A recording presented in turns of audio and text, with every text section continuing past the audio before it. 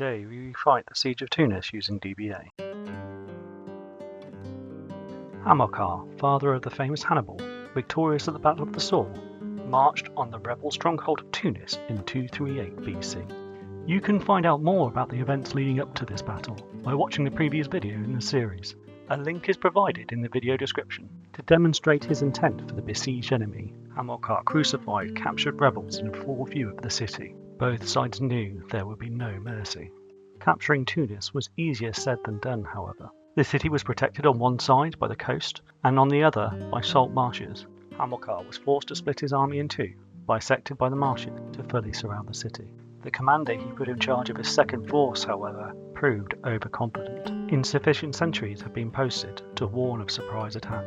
Making the most of the opportunity, the rebels launched a nighttime sortie. The loyalist force was caught completely off guard and routed.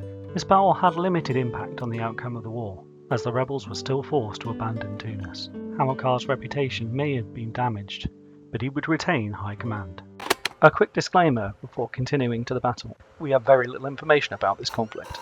The scenario most likely does not represent an accurate reconstruction of the events, forces, or battlefield.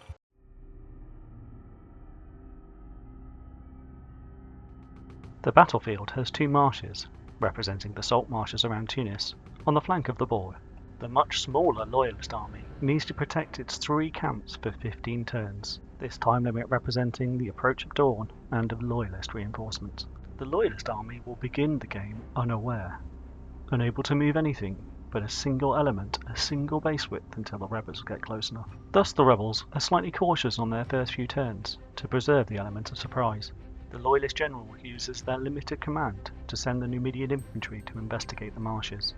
The rebels realise that the element of surprise is lost and rush the enemy line. The loyalists have little choice but to spread their already thin line to prevent being encircled.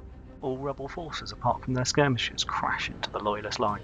The loyalists achieve a major early victory and slay some of the rebel spearmen. Triumph is short-lived, however, as the defenders lose some cavalry, a loss their much smaller army can ill afford so early in the battle. The loyalists scramble to contain the potential enemy breakthrough. The rebels decide to push on the flank of the marshes instead. Fighting desperately, the defenders score minor victories across the board. Despite this, they are still forced to trade space for time.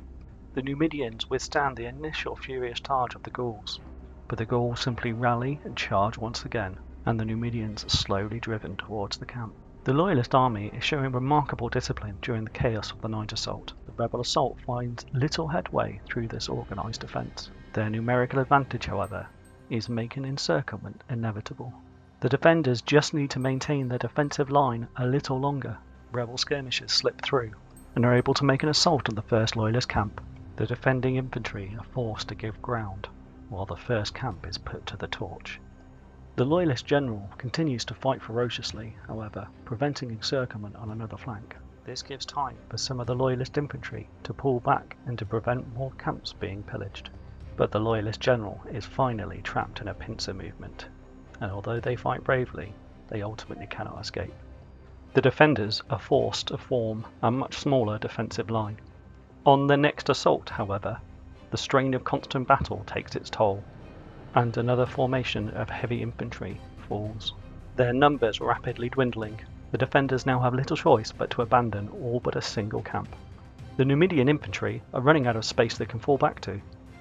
On the opposite flank, the rebel Scutarii launch a disjointed attack. With sheer grit, the defenders continue to evade annihilation. The last of the defending spearmen try to slow the Spanish where they can. They are now too few to prevent being surrounded, however. Half of the remaining defending forces are mercilessly cut down.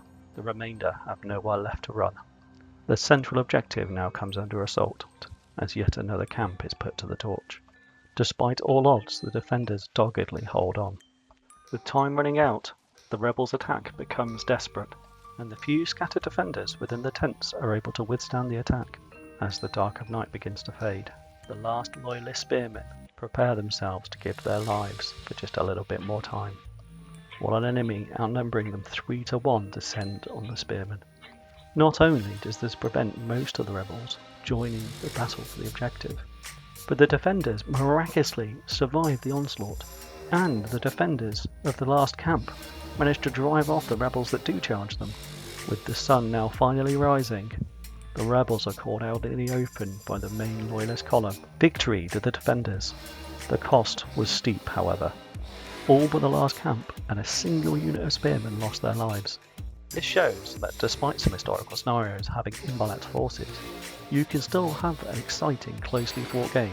If you would like to try the scenario for yourself, you can find the rules via a link in the video description. Thank you for watching this video from Mini Model Murder. Take care and see you soon.